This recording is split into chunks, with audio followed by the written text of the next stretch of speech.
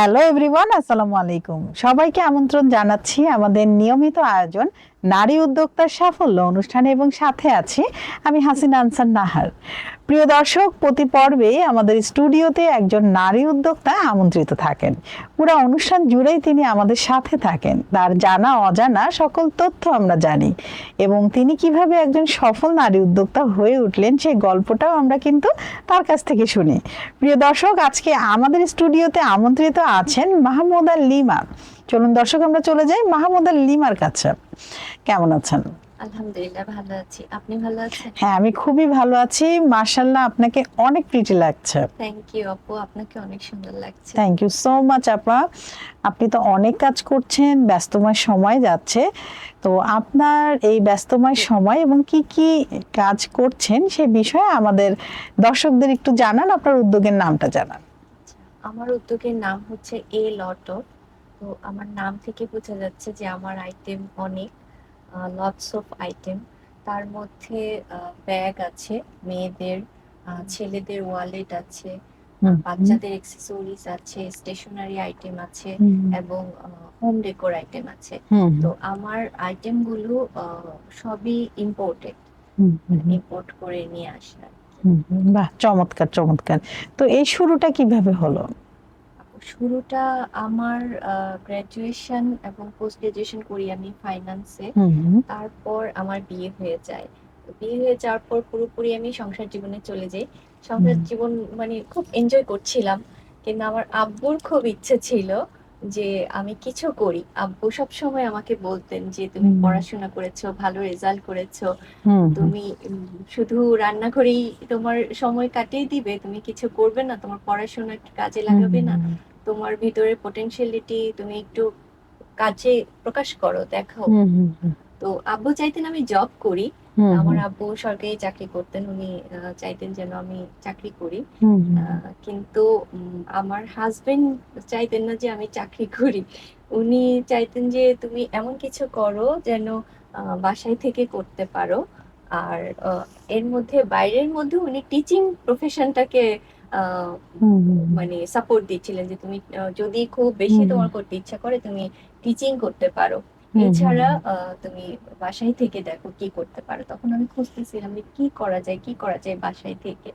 তখন আমার মাথায় বিজনেসের আইডিয়াটা আসে যে আমি বিজনেস যদি করি, এখন তো অনলাইনে অনেক সুযোগ।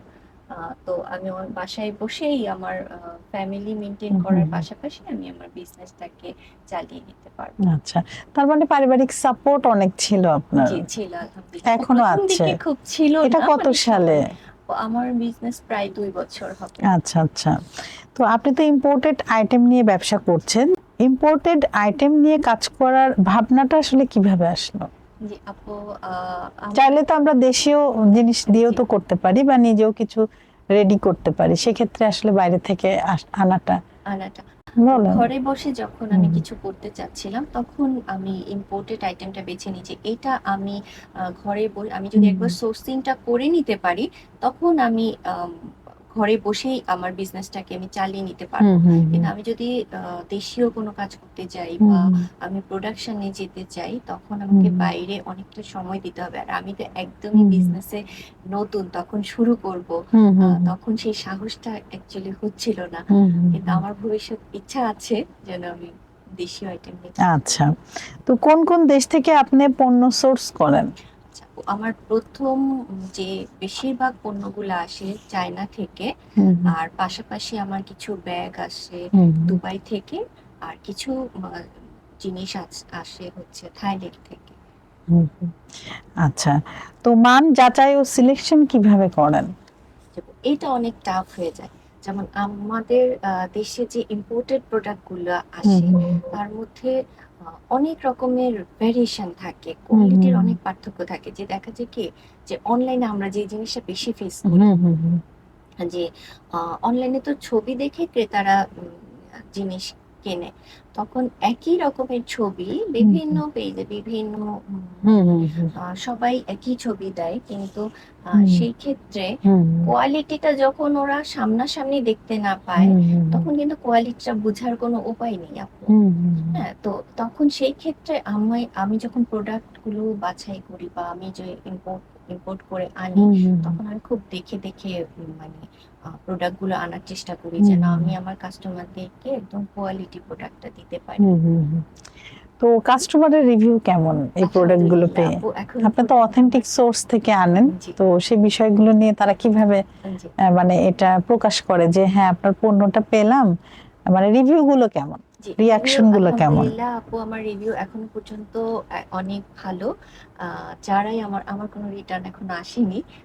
মানে প্রোডাক্ট যেরকম আমি যে ইয়েটা ব্যবহার করি, যে কাস্টমারকে আমি সবসময় আমার প্রোডাক্টের রিয়েল ছবিটা দেখিয়ে দিই, যে এইটা আমার রিয়েল ছবি, কারণ রিয়েল ছবি ছাড়া কিন্তু সে বুঝতে পারবে না প্রোডাক্টের কোয়ালিটিটা কেমন হবে। তখন যখন সে সেই সেম ছবিটার মতো তার প্রোডাক্টটা সে হাতে পায়, তখন কাস্টমাররা খুব ভালো রিভিউ দেয়। হয়। আচ্ছা, এই ইম্পোর্টেড ব্যবসায় আসলে চ্যালেঞ্জ তো অনেক, তো কি কি চ্যালেঞ্জ আপনাকে ফেস করতে হয়? আপু, এই যে আমি একটু আগে বললাম যে সবচেয়ে বড় চ্যালেঞ্জ যেটা, সেটা হচ্ছে ডুপ্লিকেট প্রোডাক্ট। মানে ছবি একই একই ডিজাইন, কিন্তু অনেক রকমের কোয়ালিটি, অনেক রকমের ভেরিয়েশন আসে। তো এটাই সবচেয়ে বড় চ্যালেঞ্জ হয়ে যায় আমরা যারা ভালো প্রোডাক্ট দিতে চাই, ভালো প্রোডাক্ট নিয়ে বিজনেস করতে চাই। তখন কাস্টমারদের কাছে আমাদের যে চ্যালেঞ্জটা হয় সেটা হচ্ছে প্রাইসিং। দেখা যাচ্ছে কি একই ডিজাইনের প্রোডাক্ট সে পাচ্ছে, সে তো ছবি দেখে কিনছে অনলাইনে, তখন একই ডিজাইনের সে অন্য জায়গায় দেখছে যে এটা থেকে কম, তখন সে কোশ্চেন করে যে আমি তো অন্য জায়গায় দেখলাম যে এটা কম, এটা আপনার এখানে কেন এটা বেশি। এই চ্যালেঞ্জটা তখন আমাকে ওই যে রিয়েল পিকচার দিয়ে বা ওনাকে বুঝাতে হয় যে আমার তো রিটার্ন পলিসি আছে, আমি ক্যাশ অন ডেলিভারি দিচ্ছি, আপনার যদি প্রোডাক্ট পছন্দ না হয় আপনি সেটা রিটার্ন দিতে পারবেন। এভাবে আর কি কাস্টমারদেরকে কনভিন্স করতে হয়। এটা অনেক চ্যালেঞ্জ হয়। চ্যালেঞ্জ, আসলে আরেকটা চ্যালেঞ্জ। চ্যালেঞ্জ হয় আপু, আমি যখন আমার প্রোডাক্ট বাইরে থেকে আনি, তখন আমি কিছু প্রোডাক্ট প্রি অর্ডার নিই। তো প্রি অর্ডার যখন নেই, তখন যখন আমার আইটেম গুলো বেশি হয়, মানে কাস্টমারদের অ্যামাউন্টটা বেশি হয়, তখন আমি কিছু টাকা অ্যাডভান্স দিই। তো অ্যাডভান্স কিন্তু সব কাস্টমাররা দিতে চায় না প্রথমে, কারণ তারা তো কোনো পণ্য হাতে নিয়ে দেখছে না। হ্যাঁ, তখন মানে এটা তাদেরকে বোঝাতে হয় বিশ্বাস, এবং তখন তারা আমার পেজের রিভিউ গুলো দেখে আমার উপর ট্রাস্ট করতে পারে। আপনার তো অনেক আইটেম, তার মধ্যে সবচেয়ে বেশি মানে অর্ডার আসছে কি ব্যাগের? আপু, ব্যাগ আছে, আবার সবচেয়ে বেশি অর্ডার আসে বাচ্চাদের আইটেম। বাচ্চাদের হেয়ার অ্যাক্সেসরিজ আছে অনেক। তো মানে বাচ্চাদের আইটেম গুলা খুব বেশি আমার অর্ডার চলে আসে। তো। হ্যাঁ, এই যে ব্যাগ আপনি আনছেন, তো আসলে বাজারে এই ব্যাগ মার্কেটের ইয়েটা কেমন, মানে প্রতিযোগিতাটা কেমন?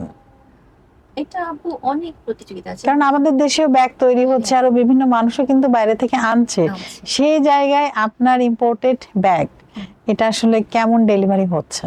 যে আপু হচ্ছে আলহামদুলিল্লাহ, এখনো পর্যন্ত আমি ওরকম বড় কোনো চ্যালেঞ্জ ফেস করেননি। জি, আমাদের একটা গ্রুপ আছে খতে খাঁটি, সেই গ্রুপের মাধ্যমে যখন যারা কাস্টমাররা আমার কাছ থেকে প্রোডাক্টগুলো নিয়েছে তারা রিভিউ দিয়েছে, এটা আমার অনেক বড় একটা কাজ হয়েছে। না, অবশ্যই অবশ্যই। তো মার্কেটিং এবং কাস্টমারের সম্পর্কটা আপনি কিভাবে দেখেন, যে মার্কেটিংটা কি অনেক জরুরি এবং কাস্টমারের সাথে আসলে ব্যবহারটা আমাদের কেমন রাখা উচিত? জি অবশ্যই আপু, এটা যেহেতু অনলাইন বেসিস, আমাদের কিন্তু আমাদের সব মানে যারা আমরা বিজনেস করি, আমাদের সবারই কিন্তু গুরুত্ব হচ্ছে কাস্টমার, কারণ কাস্টমারকে কিন্তু আমাদেরকে গুরুত্ব দিতে হবে। তো এটা অবশ্যই অনেক জরুরি। আপনার কি অনলাইনে বেশি সেল হচ্ছে না অফলাইনে? না, আমার অনলাইনে বেশি বেশি সেল হচ্ছে। তো অফলাইনে ছিল, মানে অফলাইনের ক্রেতা বলতে কি আমার পরিচিত যারা আমার ফ্রেন্ডরা আছে, রিলেটিভরা আছে, আর অনলাইনেই হচ্ছে আমার বেশি। তো কাস্টমার সার্ভিসে আপনার মূল নীতি কি? আমার কাস্টমার সার্ভিসের মূল নীতি হচ্ছে কাস্টমারকে আমি বেস্ট প্রোডাক্টটা দিব, যতটুকু রিজনেবল প্রাইসে সম্ভব বেস্ট কোয়ালিটির প্রোডাক্টটা আমি দিব। বাহ, চমৎকার। নেগেটিভ ফিডব্যাক পেলে কিভাবে হ্যান্ডেল করেন? নেগেটিভ ফিডব্যাক এখনো আল্লাহর রহমতে পাইনি। আচ্ছা, কারণ আমি সবসময় যাক কাস্টমারদের আলহামদুলিল্লাহ। কাস্টমারদের কাছে আমি সবসময় ক্লিয়ার থাকি, আমি সব হুম আগেই বলে নিই হুম যে হুম। আমার প্রোডাক্টটা এরকম হবে এরকম হবে। আম, তো সেজন্য আল্লাহর রহমতে আচ্ছা, তো ব্র্যান্ডিং বা নিজস্ব স্টুডিও বা শোরুম খোলার ইচ্ছে আছে কি? জি আপু, অবশ্যই আছে। আমার হুম এই বিজনেসটাকে আর একটু বড় করারও আমার হুম ইচ্ছা হুম আছে এবং অন্য আইটেমও এটার সাথে যুক্ত করার হুম। ইচ্ছা আছে। তো আমার ইচ্ছা আছে একটা সুপার শপ দেওয়ার, আমার যেহেতু অনেক রকমের হ্যাঁ, আইটেম, সেটাই। একটা সুপার শপ দেওয়ার হুম ইচ্ছা হুম। আছে। কোন সেক্টরটি আপনার সবচেয়ে প্রিয়? আপনি এই যে গহনা, শাড়ি, ব্যাগ এগুলো যে ইম্পোর্টেড করছেন, তো এর মধ্যে কোনটা বেশি প্রিয় আপনার? আমার মানে আমি যদি আমার ব্যক্তিগতভাবে বলি, আমার সবচেয়ে প্রিয় হচ্ছে হুম। বাচ্চাদের আইটেম। কারণ বাচ্চারা যখন আসলে রিভিউ দেয়, এগুলো মানে অনেক কিউট ওরা যে কিউট এত সুইট সুইট রিভিউ না? জি রিভিউ দেয় এবং অনেক আচ্ছা মায়েরা আছে ছবি তুলে আমাকে দেয়, তারপর ভিডিও করে আমাকে আচ্ছা দেয়। আচ্ছা। তো সব জিনিস আমি মানে আমার পেজে দিতে পারি না, কারণ অনেকের ফ্যামিলি হুম রেস্ট্রিকশন থাকে, হুম হুম বাচ্চাদের ছবি বেশি দিতে হুম চায় না, তখন হুম বলে দেয়। কিন্তু আপুরা আমি সবসময় বলি যে আপু, বেবির রিয়েকশনটা কেমন হয়, হুম হুম আমাকে একটু ভিডিও করে দিবেন, হুম আমি হুম দেখবো। হুম আপনি হুম যদি হুম পারমিশন না দেন আমি পেজে দিব না, কিন্তু হুম হুম আমি দেখবো। হুম তো হুম। ওইটা আমার খুব ভালো লাগে। আসলে ওরা অনুপ্রেরণা আরো পান, তাই অনেক না, যে বেড়ে আরো যায়। বেশি জি জি। কাজ করবেন এই বিষয়টা নিয়ে। তো সাফল্য মানে কি আপনার কাছে? সাফল্য মানে আমার কাছে হচ্ছে আহ, হুম, কি বলবো? সাফল্য মানে বলবেন যে হচ্ছে, আচ্ছা এটা স্কিপ করেন। আচ্ছা আচ্ছা, এই যে পারিবারিক সাপোর্ট তো আপনি অনেক পেয়েছেন, কিন্তু যারা পাচ্ছে না তারা আসলে কি করবে? তারা কি হতাশ হয়ে ছেড়ে দিবে, নাকি তারা এটা চ্যালেঞ্জ হিসেবে নেবে? আসলে তাদেরকে একটু আপনি মোটিভেট করেন জি। কিভাবে? আহ, আপু, আমার কথা হচ্ছে প্রথমে পারিবারিক সাপোর্ট, আমরা মেয়ে তো প্রথমে আমাদের পারিবারিক সাপোর্টটা ওরকম ভাবে থাকে না, আমাদেরকে হুম কিন্তু হুম। বেশিরভাগ সময় প্রমাণ করতে হয়, অর্জন করে নিতে অর্জন করে হয়। নিতে হয়। হ্যাঁ, হুম হুম যে আমি যে এটা মানে করতে পারি, আমার হুম যে হুম হুম যোগ্যতা আছে, এটা প্রমাণ করে হুম হুম তখন দেখা যায় যে পারিবারিক সাপোর্টটা আসে। হুম আমি হুম নিজেও কিন্তু ফেস করেছি আপু। হুম হুম প্রথমে হুম কিন্তু আমার পরিবার থেকে বুঝতে পারছিল না যে আমি হুম মানে হুম বিজনেসটা কিভাবে করবো, কারণ হুম হুম যেহেতু হুম আমার ফ্যামিলির সবাই চাকরিজীবী, হুম হুম আমার হাজবেন্ডও চাকরিজীবী। কিন্তু হুম হুম পরবর্তীতে যখন তারা দেখলো যে না, আমি তো ম্যানেজ করতে পারছি, আমি সবকিছুই হুম করতে পারছি, হুম হুম ঘরে বসেই সবকিছু করতে হুম পারছি, হুম হুম তখন কিন্তু সাপোর্টটা এসেছে। সেজন্য আমি হুম বলবো আপুদেরকে যে আপুরা, হুম আপনারা হুম যারা শুরু করতে চান, নিজের একটা হুম হুম পরিচয় তৈরি করতে চান, আহ, মানে ভয় পাওয়া যাবে না, হতাশ হওয়া যাবে না, হুম হুম নামতে হবে, শুরু করতে হবে, শুরু করে দেন, হুম আল্লাহ দেখবেন রাস্তা সহজ করে হুম। দিবে। আসলে আমরা যেভাবে চলতে চাই সেভাবেই কিন্তু আমাদের পথটা পথটা ক্লিয়ার হয়।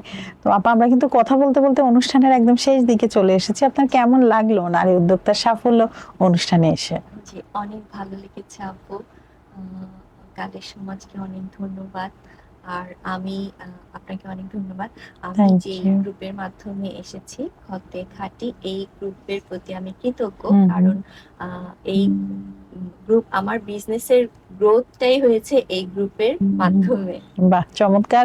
খতে খাঁটি পরিবার, আপনারা যদি আমাদেরকে দেখে থাকেন, আপনাদেরকে অনেক ধন্যবাদ। আপনারা নারী উদ্যোক্তাদের এভাবে এগিয়ে নিয়ে যাচ্ছেন। এভাবে আসলে হওয়া উচিত প্রতিটা গ্রুপেই, যারা নারী উদ্যোক্তাদের নিয়ে কাজ করছেন তাদেরকে বিভিন্নভাবে হেল্প করা উচিত। তো আপা, আবারও নতুন কোনো আয়োজনে আপনার সাথে আমাদের দেখা হবে। ভালো থাকবেন। ইনশাআল্লাহ। জি, ধন্যবাদ আপু। Thank you. দর্শক, আপনারা যারা এতক্ষণ আমাদের সাথে ছিলেন, আপনাদের সবাইকে অসংখ্য ধন্যবাদ। আপনারা চাইলেই কিন্তু আমাদের এই অনুষ্ঠানে আসতে পারেন, সেক্ষেত্রে আমাদেরকে ইনবক্স করতে পারেন, আমাদের ইমেল অ্যাড্রেস দেওয়া আছে, ইমেল করতে পারেন, আমাদের মোবাইল নাম্বারে কল করতে পারেন, অথবা আমাদের এই পোস্টের কমেন্ট বক্সে কমেন্ট করতে পারেন। প্রতিটা পর্বেই কিন্তু আমাদের প্রত্যাশা থাকে নারীর সফলতা এবং নারীর স্বাবলম্বিতা। সফলতায় নারীর জীবন ভরে উঠুক, এই কামনায় আজকের মতো আমি হাসিনা আনসার নাহার বিদায় নিচ্ছি। আবারও নতুন কোনো অতিথিকে নিয়ে আপনাদের সবার মাঝে হাজির হব। ততক্ষণ পর্যন্ত আপনারা সবাই ভালো থাকুন, সুস্থ থাকুন এবং আমাদের সাথে থাকুন। আল্লাহ হাফেজ।